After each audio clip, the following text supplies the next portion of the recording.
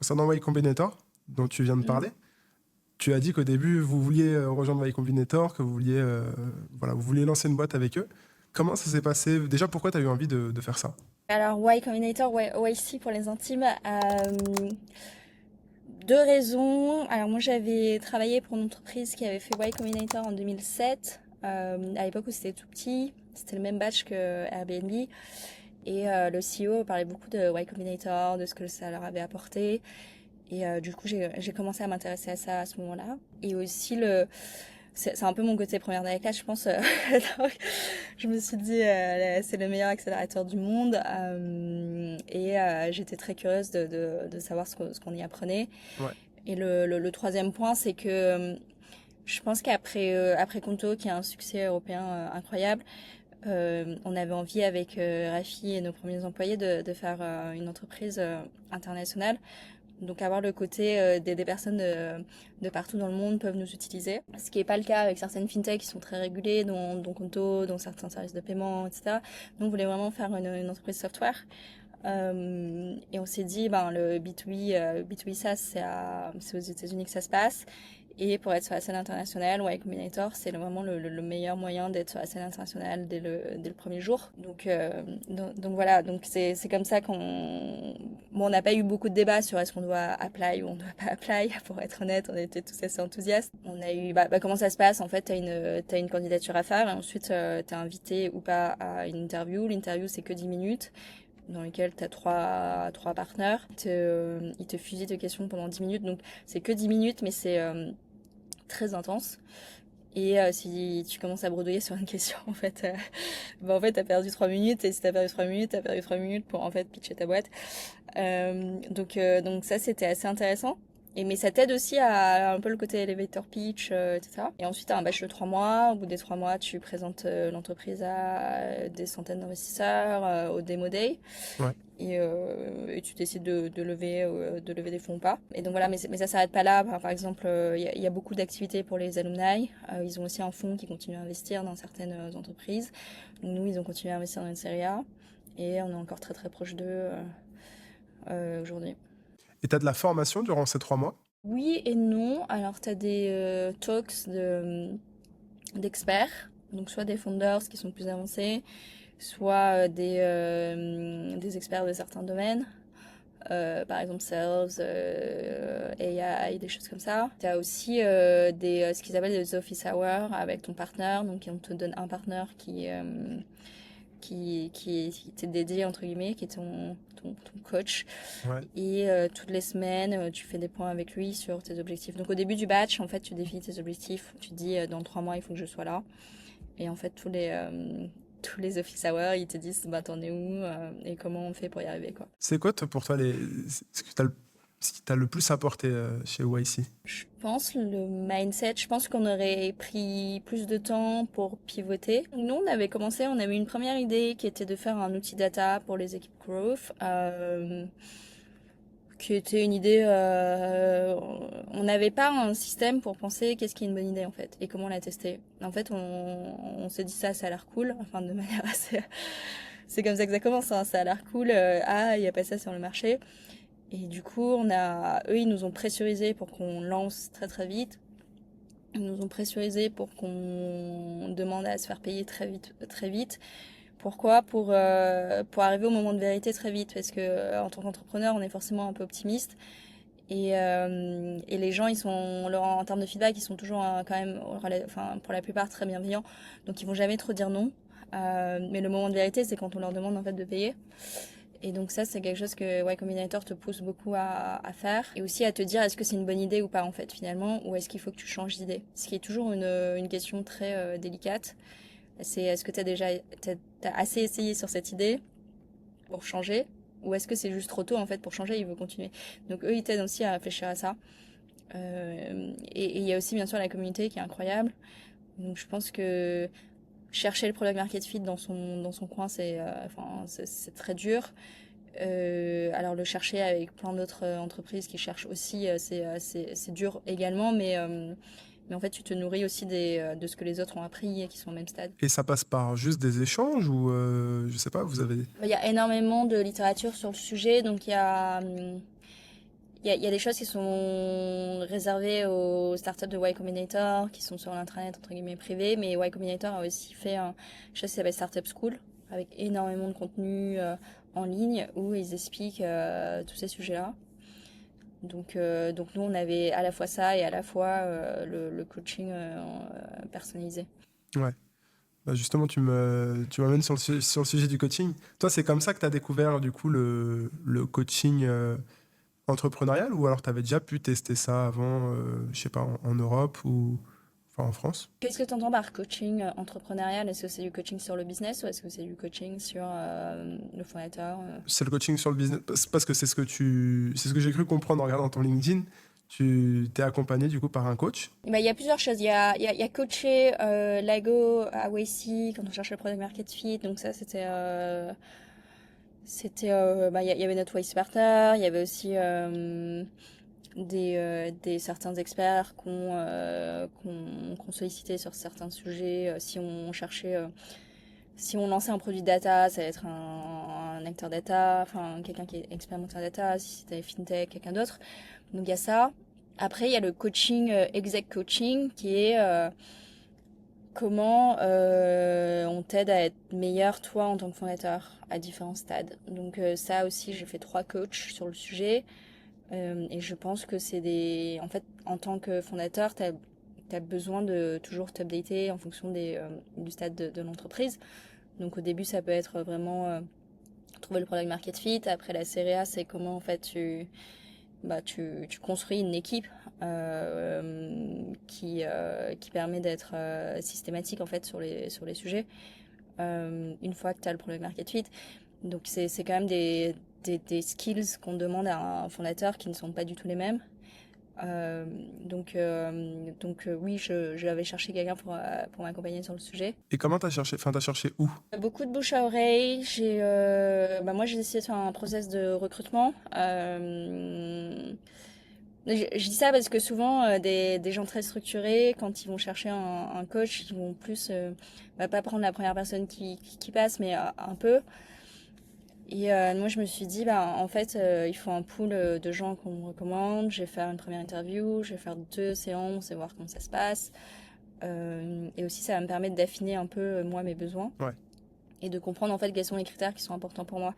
Donc, j'ai fait ce process relativement structuré, pipeline, step 1, step 2, pour trouver la bonne personne. C'était quoi les critères qui étaient vraiment importants pour toi? Alors, j'ai hésité sur ça, mais je voulais quelqu'un qui parle français. Parce que c'est quand même ma langue natale. Mais je voulais quelqu'un qui comprenne les États-Unis et qui avait travaillé aux États-Unis. Et je voulais quelqu'un qui avait fait autre chose que du coaching, donc qui avait travaillé aussi dans des environnements à forte pression. Donc ça peut être la banque d'investissement, le conseil en strat, la banque d'affaires, trading, etc. Ou fondateur. Mais je voulais quelqu'un qui avait vécu, qui avait un jour eu de la hiérarchie, qui avait eu un niveau de pression similaire pour aussi comprendre ce que nous on vivait. Donc voilà, ensuite il y a bien sûr le fit humain, à quel point tu peux, la manière de communiquer, etc. Et justement, tu dis que tu cherchais quelqu'un qui connaissait le marché américain, etc. Par rapport au coach, justement, tu vois une différence au niveau de la façon dont c'est perçu entre la France et les États-Unis? Ou alors pas vraiment? Parce que là, c'est un sujet qui est en train d'émerger en France. J'imagine qu'aux US aussi, mais peut-être qu'il est déjà installé depuis plus longtemps. Qu'est-ce que tu remarques comme différence un peu culturelle entre ces deux pays? Alors c'est une grande question. Je pense que tout l'aspect coaching, santé mentale est enfin, pas banalisé, mais c'est très normal entre guillemets aux États-Unis. Je pense qu'en France ça change, mais c'est beaucoup moins commun, on va dire. Euh, donc euh, donc voilà. Après je pense qu'aux États-Unis c'est un peu des lieux communs, ce que je veux dire, mais ça va quand même plus vite. c'est plus transactionnel. Je pense qu'en France, et j'adore la France aussi, je pense que j'essaie de prendre les bons côtés de chaque côté de l'Atlantique.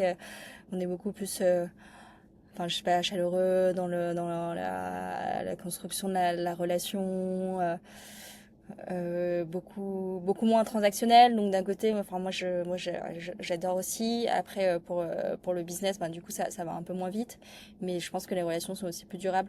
Donc voilà, donc je pense pas je pense c'est à nous d'être caméléons dans chaque marché et de s'adapter. Mais c'est les choses que j'ai remarquées. Et alors aujourd'hui, tu as combien de séances par semaine avec ton coach? Alors j'ai que une séance tous les 2 mois. Ok.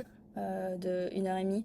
Mais je pense que ça... Alors du coup, on prépare, on va assez loin. Et je pense que j'ai besoin de temps pour décanter, pour mettre en... Bah, juste y penser, mettre en application, faire des tests, et pouvoir lui dire, bah, voilà ce que j'ai fait, voilà comment ça s'est passé. Je sais pas si... Enfin, en tout cas, pour moi, ça n'aurait pas marché d'avoir chaque semaine. Enfin, ça fait un peu. Enfin, c'est pas. En tout cas, pour l'exec coach, pour moi, c'est pas un psy. En fait, c'est pas le psy que je vais voir toutes les semaines. Je dis voilà ce qui s'est passé. J'étais contente, j'étais pas contente. Enfin, c'est pas vraiment ça, quoi. Enfin, en tout cas, avec la manière dont on fonctionne ensemble, c'est moi j'ai 3 sujets. Voilà les trucs sur lesquels j'aimerais travailler, quels sont les bons outils, est-ce que tu peux m'aider à comprendre en fait pourquoi j'ai réagi comme ça, en fait, et j'aurais aimé réagir comme ça, est-ce que j'aurais pu, est-ce que ça aurait été la bonne réaction, enfin, et dans ce cas-là, comment la prochaine fois je peux réfléchir autrement en fait. Donc, euh, donc voilà. Parce que qu'est-ce qui se passe concrètement durant une séance? T'as une vraie méthodologie derrière ou c'est seulement du mentorat? Enfin, comment ça se passe concrètement une séance? Bah ça dépend des coachs, hein, ça peut être ça- donc je pense que, enfin je peux donner un exemple, hein, ça. Alors, il peut y avoir des choses très très concrètes, comme pourquoi quand on revient de vacances, on est tout frais et 2 jours après, on a l'impression qu'en fait, on n'est pas parti en vacances. Et comment on peut faire pour faire durer ce moment-là comment, bah, comment avoir une approche un peu plus saine? Parce que ça peut pas être tu travailles toujours à fond, ensuite 1 semaine dans l'année tu pars en vacances et en fait c'est bien et ensuite 48 heures après t'es dans le même état en fait. Donc ça peut être ce genre de questions très concrètes. Ça peut être j'ai une grosse échéance, un gros événement la semaine prochaine, je vais être back to back, comment je gère les sollicitations entre ça et le quotidien de l'entreprise, et comment je peux splitter mon temps, comment je peux communiquer en fait à l'équipe, à quel point je vais être disponible ou pas disponible, etc. Enfin, ça peut être des choses. Nous, on avance sur des choses assez concrètes. Et voilà, après ça dépend encore une fois de chaque personne, hein. Si, enfin, j'imagine qu'il y a des personnes qui sont beaucoup plus psy. Ce podcast est sponsorisé par Crisp. Crisp est une plateforme française permettant aux entreprises de créer des liens de proximité avec leurs clients. Grâce à une suite d'outils rendant les équipes plus productives et les clients plus heureux, le logiciel facilite ainsi la gestion de la relation client. Crisp vous assure donc que chaque client ou prospect se sente entendu et aidé en un rien de temps, à n'importe quelle heure et sur tous vos canaux de communication. Et voici ce qui rend Crisp vraiment différent. Une bombe de valeur pour toutes les entreprises, qu'elles se lancent ou qu'elles soient déjà établies, grâce à des tarifs adaptés à tous les besoins, un niveau de personnalisation hyper poussé pour tous les secteurs d'activité, des modèles d'intelligence artificielle sur mesure et un support client en français avec une réactivité de folie. Alors si vous souhaitez transformer votre expérience client pour en faire un avantage concurrentiel, cliquez sur le lien dans la description et démarrez votre aventure avec Crisp. T'as un framework justement qui t'a bien aidé, toi, qui t'a vraiment marqué? Moi, mon framework de vie, entre guillemets, c'est un framework minimisation du regret, qui est quand j'hésite à faire des choses, c'est est-ce que je vais regretter de ne pas l'avoir fait, en fait. Enfin, je peux donner un exemple, hein. Par exemple, créer une boîte versus avoir un job hyper stable, hyper cool, avec des gens cool, des sujets intéressants et tout, dans une entreprise, ou de faire du VC. Avant que je commence Lago, je me suis dit, en fait, je vais pas regretter de pas avoir fait du VC ou de pas avoir pris ce job de je sais pas, CMO, VP dans une boîte tech un peu cool. parce que je pense que ces opportunités, elles seront encore là après. Or, créer Lago avec Rafi, mon cofondateur, avec l'équipe qu'on avait, avec ces gens-là, je trouvais que c'était assez unique. Enfin, aligner une équipe comme ça, ça se représente. Bah, ça peut se représenter plus tard, hein, mais c'est assez rare. Et donc, je pensais que j'allais regretter, en fait, ce que j'allais regretter le plus, c'était de ne pas avoir essayé avec une équipe comme ça, de construire quelque chose, alors que les autres opportunités pouvaient se représenter plus tard. Donc voilà, en tout cas, en faisant ce choix-là, je regrette rien. En venant aux États-Unis, je pense que ça donne les meilleures chances à Lago. Du coup, ça minimise aussi mon regret, entre guillemets, possible, où je me dis, en fait, je veux rien regretter, quoi. Donc, on aura tout fait. Et c'est aussi un mantra que je communique à l'équipe.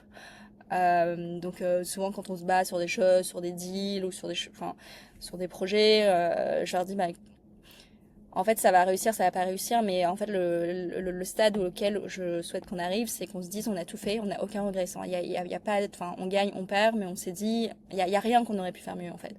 Et c'est comme ça que je réfléchis beaucoup, oui. T'aurais je sais pas, une recommandation pour les entrepreneurs français qui cherchent un coach? Je sais pas comment c'est développé en France. Comment est-ce qu'on trouve des coachs? Bah, je pense que c'est demander autour de soi.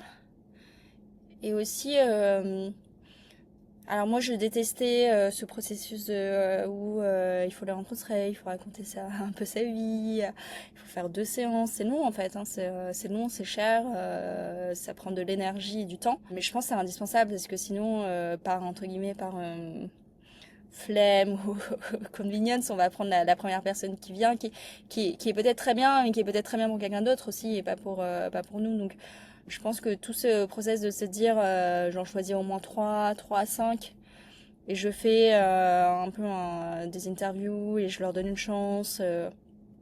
C'est assez important pour aussi de découvrir ses goûts personnels, surtout si on n'a jamais été coaché. Donc voilà, donc je pense que sourcer des coachs, c'est relativement facile.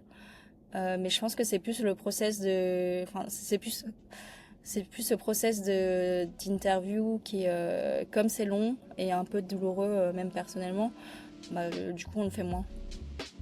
Merci d'avoir regardé cette vidéo. Si tu veux retrouver d'autres formats d'analyse, d'actualité et des masterclass sur la tech et les startups, alors n'hésite pas à t'abonner à cette chaîne YouTube et nous on se retrouve la semaine prochaine avec un autre invité.